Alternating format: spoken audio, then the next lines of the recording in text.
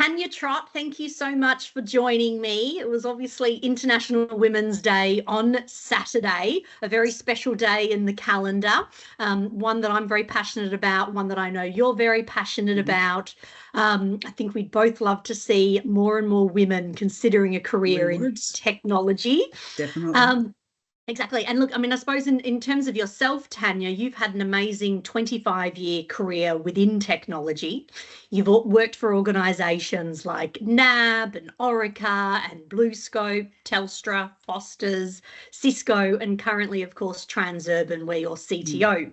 So I'd love to ask you, I guess, given you've had 2 decades in the industry and you've progressed up the ranks to a CTO role, what advice would you give young women aspiring to leadership roles in technology?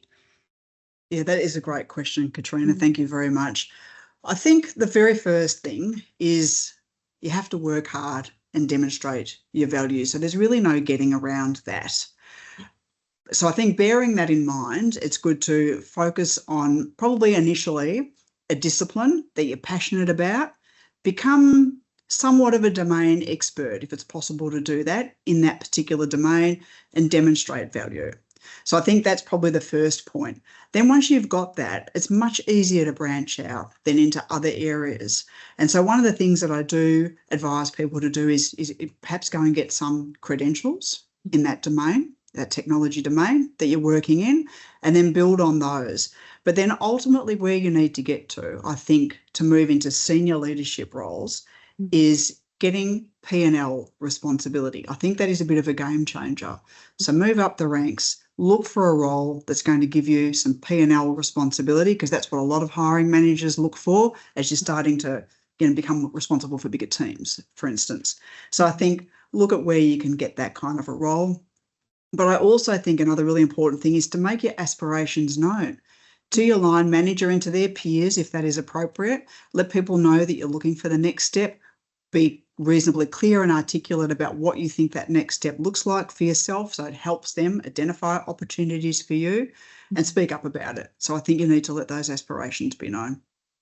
Great advice. No, I'd agree. I think you need to be so much more than just a technologist. You need to be able to demonstrate broad commercial acumen, and I agree. I think getting the P&L responsibility and getting across the financials of a business and getting the opportunity to own a budget is important. And I think you're right. I think where a lot of women probably need to back themselves more in putting up their hand for additional responsibility and making it known to their leader that they actually want to step up. So I think you're right. You need to definitely ask for more, ask and you shall receive. Yeah, well, then if you don't ask, then you're not going to receive. So I completely agree with you. Yeah, exactly. What have you got to lose? You can at least put yourself out there. I think it's interesting because when you look at the stats, only 1 in 4 CEOs or heads of business are women. So there's obviously still a significant gap, and women are certainly still encountering challenges in advancing within the workplace. So I think in terms of, facing difficulties both attaining and retaining senior leadership positions, I think mentors and sponsors are really important. What would you say in terms of, have you had mentors and sponsors that have supported you in your career, and how important has that mentorship been in your own career progression? Well, I've been very fortunate to have some great mentors and sponsors over the years that I've been in technology, and I've got no doubt that it's that support network that has allowed me to advance my career as I have advanced it. I think without that, I probably wouldn't be where I was today. And that support's come from both women and men, actually, but I would say the significant majority of that support's actually come from men. And so I think having those male allies has been crucial to my success. I've had men, and I think it's been predominantly men, Katrina, because it's usually men that hold those senior leadership positions. So the folks that are hiring me tend to be men for that reason. And I think I've had situations where I've been the most qualified person for the role, so I'm not suggesting for a second that they've taken a punt on me, but I think there were times where I didn't have the entire breadth of experience that that hiring manager was looking for, but they said, well, we can see some potential and we think that Tanya can develop further with our support. So they've supported me in my career development journey. So it's been honestly, it's been a godsend to me that I've had that support from men and women alike. I've also had mentors, so I think that's probably an example of some good sponsorship, but I've also sought out mentors. I've had a couple, not a lot of mentors, to be honest, throughout my career, but I have had a couple, and they have been women, actually, and partly the reason I've sought that female mentorship out is because they're women who have been successful in their careers. And so what is it that they've had to face into? What have their development learnings been that I could also learn from? And where have they got feedback for me that I might be able to adopt so that I can, become more successful myself? So really both sponsorship and mentorship, I think, are key to being successful. Agree. Yeah, success is never a solo journey. We all need someone in our corner advocating for us, cheering us on, putting us in the limelight. What advice would you give to people in terms of actually seeking out a mentor? How would you recommend that people go about getting a mentor if they're not sure where to start? I think it's probably finding somebody. It might be somebody in your organisation or outside of your organisation. It should be someone that you have some element of a relationship with. And I say that because it's therefore a bit more approachable for you, but also they know you and that they can give you, they'll know enough about you ideally to be able to give you some advice. But I don't think that should stop you. If you haven't got somebody like that in your network, I think you can go and seek them out.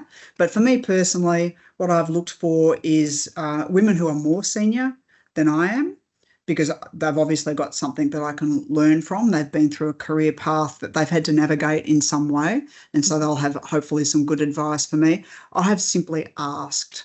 So I've had ones where it was offered to me by a very senior woman who, through a mutual acquaintance, we came to know each other. That was really helpful, but other times I've had to ask for it.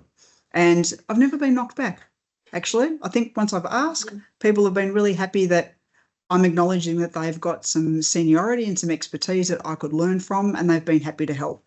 But honestly, I've only actually done that a handful of times. I should take my own advice, and I should have done it more often and earlier in career, actually.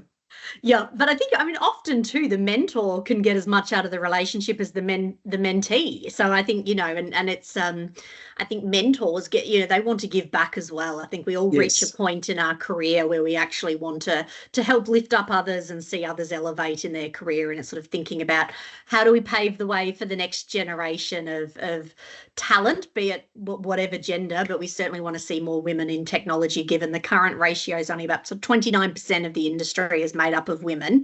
So I think you're right, definitely having great mentors, great sponsors, male allies, not being afraid to put your hand up and asking for help, and just, I guess, stepping out of the comfort zone is probably the first thing. Yeah, definitely. Yeah, I couldn't agree more. Yeah. Thank you, Tanya. And so any other sort of parting words of wisdom or advice for females wanting to consider a career in tech? I think go for it. There is a lot of opportunity for women in technology. And one of the things that I think I had learned early in my career is there's a lot of opportunity. If you are going to work hard and you're interested in finding that opportunity, people will want to hire you. People love hiring women who have got a great work ethic, who, even if they haven't got a senior level of technology expertise, if you're out there and you're learning that technology, you're investing in the time to do some micro credentials, for instance, you'll find people will want to give you a job.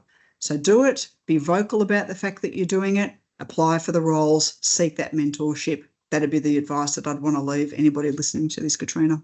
Yeah, great advice. Thank you, Tanya. Well, thank you so much for your time today. I really appreciate that.